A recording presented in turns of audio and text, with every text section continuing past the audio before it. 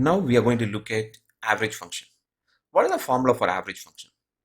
It's total of set of value divided by count of set of value. Let me explain. So here I have 100, 300, 600, 500. So I'll take sum of this value. I'll take the total, 1500. And how many counts we have here? It's 4 counts. 4.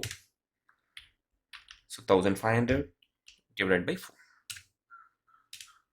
So this is my average of the values.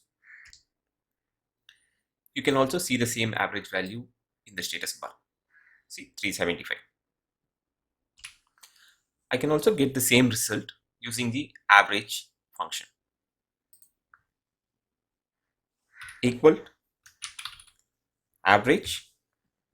Let me select this 4 cell, enter. 375. This will also give the same result. Here is my daily sales report, and I want to know what is my average weekly sales. Let me use average function. Average, and then I will select the sales. So I'll get the total. So my average weekly sale is 195,378. To double check, so what is my total value here? 1367644. I'll take the sum. This is my total value. So how many counts I have here?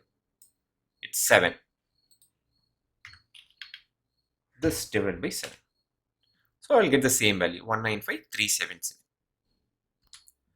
Assume in case if you have any blank cell. So assume in this place I don't have anything. Then that particular cell will not be considered for the calculation.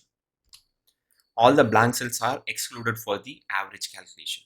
But in case if I have 0, then that cell will be included. So I have 0. Still I don't have any values, but still it will be considered for the value. See here I can see it's 157,216. See here also I got the same value. So it is taking the 0 value also for the calculation. In case if I delete the 0 value, now it will not consider the blank cell for the total. So let me add this and this. So here you can see 183,344. It is not considering for the calculation. Hope you understood. Let's move to next formula.